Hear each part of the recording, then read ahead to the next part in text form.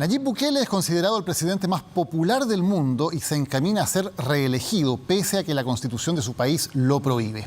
En la segunda parte de nuestro reportaje a fondo veremos cómo el éxito de su guerra contra las maras ha encumbrado la popularidad del mandatario de El Salvador.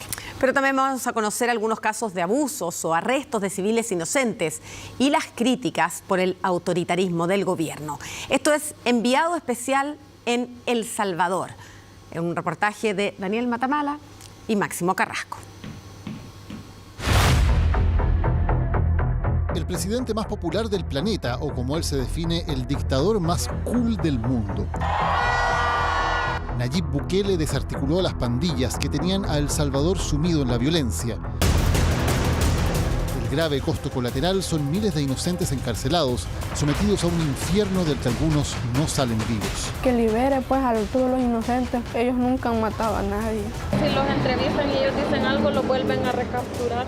Un caudillo inmensamente popular, que valiéndose de los procesos de la democracia ha llegado a concentrar un poder absoluto y se apresta a perpetuarse en el cargo. ¿De dónde les nació ese amor repentino por El Salvador? Si hasta hace poco no sabían a dónde quedaba en el mapa. Recorrimos el país, hablamos con jueces, policías, políticos, investigadores y ciudadanos comunes. Ahorita no hay para almorzar ni nada.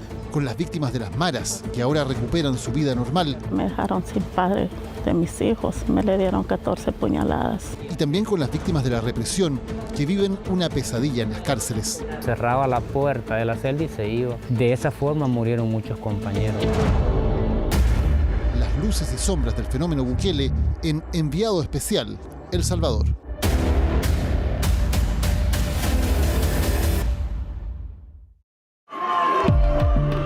En 2019, un alcalde de 37 años llamado Nayib Bukele ganaba la presidencia de El Salvador. Ponía fin a 3 décadas de gobiernos en que se alternaban el derechista Arena y la ex guerrilla izquierdista del FMLN, el partido al que el propio Bukele había pertenecido antes de lanzar su candidatura. Carlos Martínez trabaja en El Faro, donde ha investigado la corrupción de sucesivos gobiernos salvadoreños. El presidente anterior al presidente Bukele era el presidente Sánchez Serén.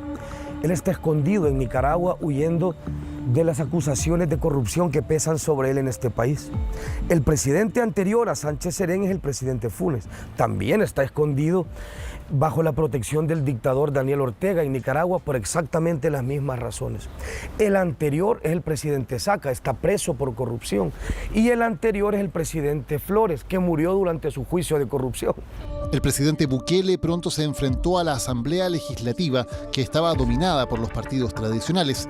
Cuando ésta se negó a aprobar un crédito por $109 millones, Bukele invadió el Congreso junto a fuerzas militares, se sentó en la testera y, según dijo luego a sus adherentes, habló con Dios, quien le pidió paciencia. Dios, tú me pediste paciencia, pero estos sinvergüenzas no quieren trabajar para el pueblo. Son los elementos, insisto, que están en toda sopa autoritaria en la historia de América Latina. Desmantelamiento de las cortapisas del poder, el uso del ejército para esto y la invocación a un poder divino que se manifiesta a través de la boca del gobernante. Pero el amague de autogolpe solo aumentó su popularidad. Significó para muchos, es decir, aquí hay un quiebre positivo. Hay alguien que se atrevió a mostrar que está dispuesto a hacer lo necesario para romper con los esquemas tradicionales. En 2021 los candidatos de Bukele arrasaron en las elecciones legislativas. De inmediato el nuevo Congreso comenzó una razzia. El fiscal, un tercio de los jueces y los ministros de la Sala Constitucional de la Corte Suprema fueron expulsados y reemplazados por cuadros leales al régimen. Le llamaron depuración de la justicia. Aquí hubo una depuración en base a trabajo y en base a la edad de algunos jueces. Pero ahí sigue, yo le puedo mencionar uno que se llama Antonio Durán, un juez que pasa hablando constantemente en contra del presidente, en contra del régimen de ejecución y ahí está. Pero fue trasladado, ¿no? Sí, fue trasladado porque era un riesgo el hecho de que él pudiera conocer procesos en contra de pandilleros y que los pudiera poner en libertad. No, eso es falso. Pueden ver nuestros registros de nuestras sentencias y hemos condenado a pandilleros. Quien contesta es el propio juez Durán.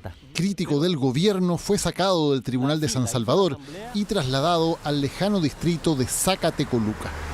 Y en el caso de los jueces se logran manipular arbitrariamente los procesos para perseguir injustamente, de manera infundada, a enemigos, adversarios, opositores, disidentes, gente que eleve la voz de protesta. Dolores Almendares es una de las personas que denuncia persecución política. Es la secretaria general del sindicato del municipio de Cuscatancingo. El lunes 9 de mayo del año pasado comenzarían una huelga municipal, pero el viernes previo, en la noche, una patrulla irrumpió en su casa, donde estaba junto a sus 5 hijos. Nunca he agarrado ni siquiera un centavo, nunca he estado ni fumando con ellos porque no me gustan los vicios, gracias a Dios, solo bailar. Dolores fue liberada tras una fuerte campaña en redes sociales, pero antes debió vivir un infierno.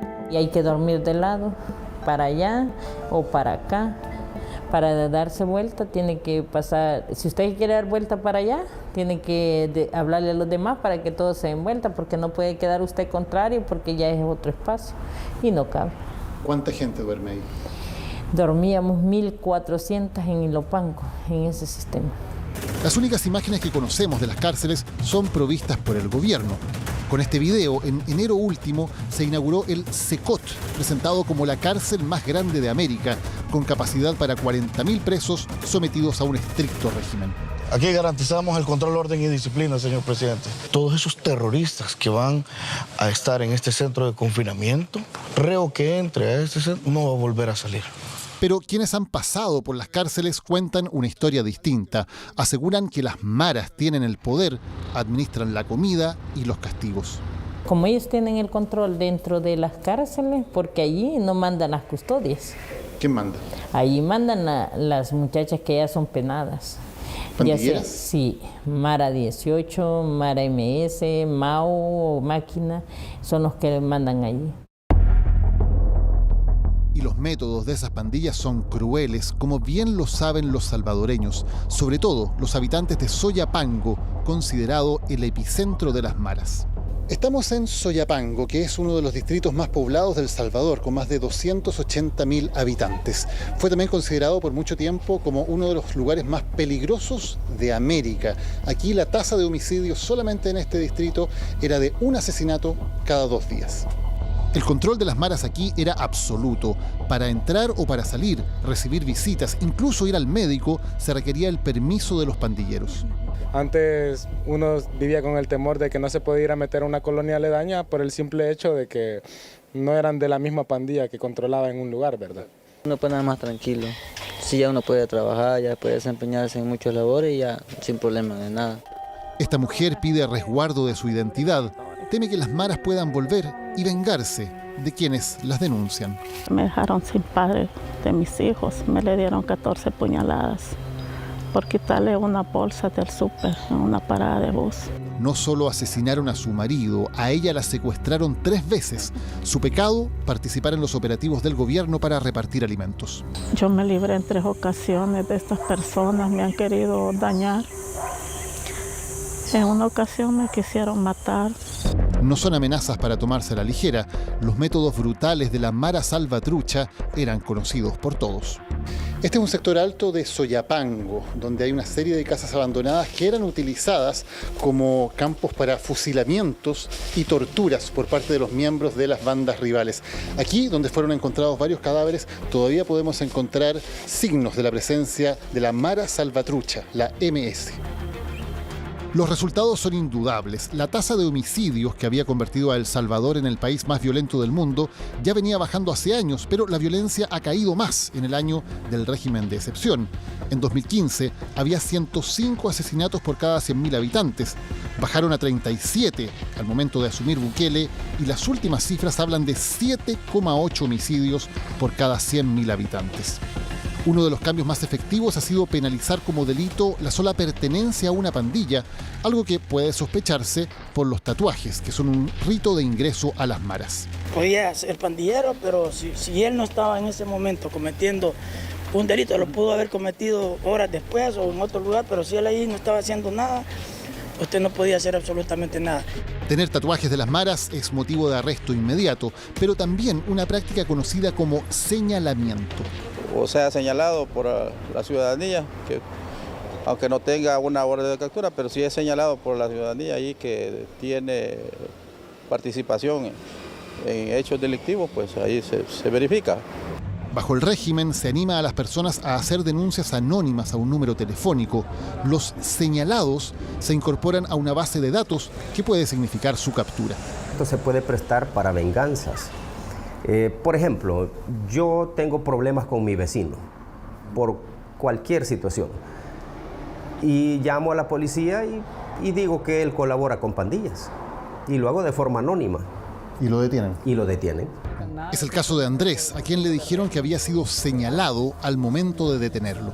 Fui señalado prácticamente y ese señalamiento fue el que procedió con mi captura. Él cree que fue señalado por el pago de extorsiones que exigen las pandillas a comerciantes, en su caso por el negocio de materiales de construcción de su padre.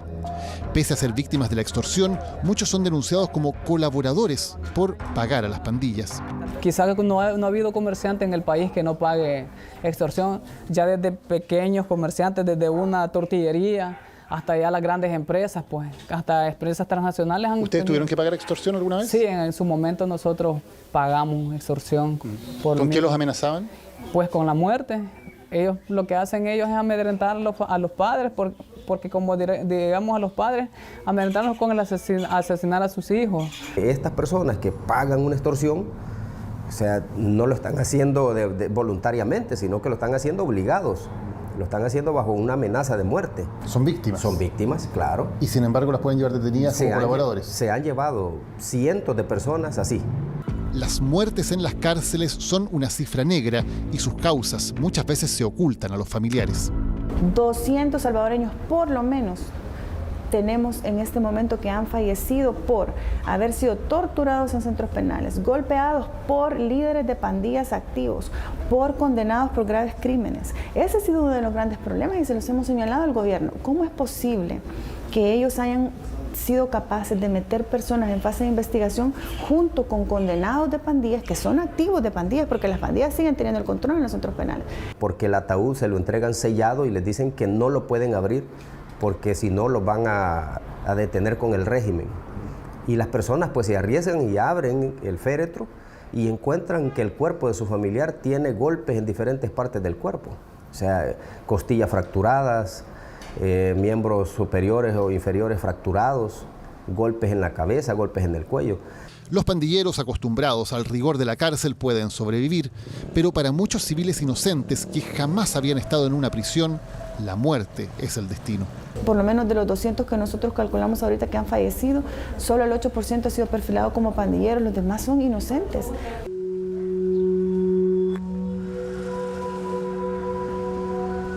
Este es el centro de detención La Esperanza, más conocido como Cárcel Mariona, por el barrio de San Salvador en que está enclavado.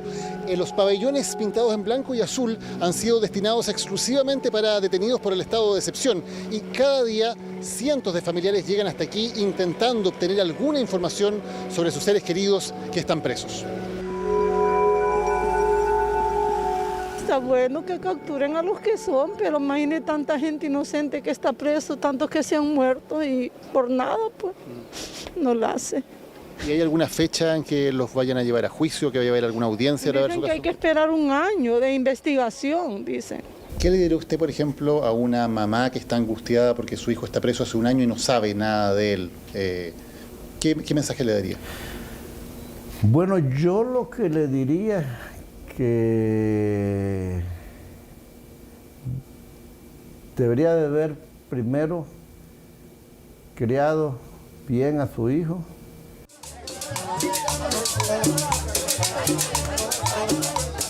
Para la mayoría de los salvadoreños el cambio es positivo. Nayib Bukele goza de la mayor popularidad de un presidente electo en el mundo. Es un fenómeno que se siente en las calles. Para mí excelente.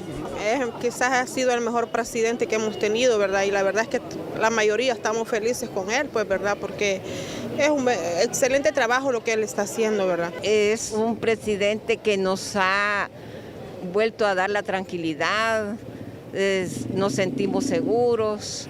y ha hecho de El Salvador pues un orgullo de Centroamérica. Gracias a Dios por lo que él está haciendo aquí en el país, porque ningún presidente había hecho lo que él está haciendo respecto al crimen y a todo eso de las maras. La Constitución prohíbe la reelección. En el artículo 152 dice que no podrán ser candidatos quienes hayan desempeñado la presidencia de la República por más de 6 meses durante el periodo inmediato anterior.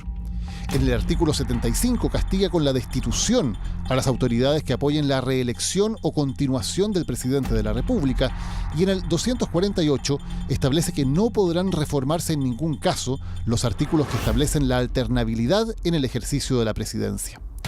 Pero todo eso ya es letra muerta. Tras la destitución de los ministros de la Sala Constitucional de la Corte Suprema, la Asamblea nombró jueces leales que dictaminaron que Bukele sí puede reelegirse. Habrá elecciones en febrero próximo y todo indica que ganará fácilmente con el apoyo de entusiastas como Luis. Dios nos ha bendecido con un presidente que nosotros lo reconocemos que viene de él. Nos ha devuelto la tranquilidad, la paz y el anhelo de trabajar, porque muchos no podíamos salir. Un contraste con una democracia que para muchos salvadoreños ha sido sinónimo de corrupción, pobreza y violencia. Cuando la democracia hizo algo por mí cuando la pandilla me afectaba, cuando la separación de poderes me dio de comer, cuando la independencia judicial o la libertad de prensa hizo por mí algo, cuando las pandillas me acosaban, cuando los políticos me robaban. Poder aceptar un personaje con características autoritarias sin necesariamente llegar de nuevo a un régimen militar, pero que aceptaban, digamos, acciones de fuerza que pudiese resolver este tema como el de las pandillas. Un éxito que sobrepasa las fronteras. También en Chile, las encuestas elevan a Bukele como el mandatario extranjero más valorado. Sus críticos temen que siga el mismo camino de otros presidentes populares y autoritarios que terminaron destruyendo la democracia, como Chávez en Venezuela, Ortega en Nicaragua o Fujimori en Perú.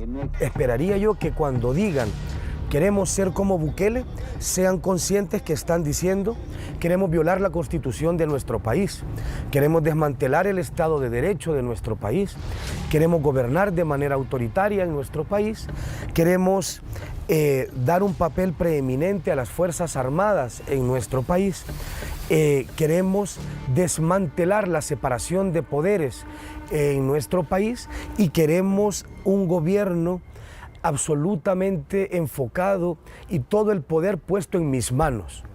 Si dijeran eso, creo que están siendo honestos.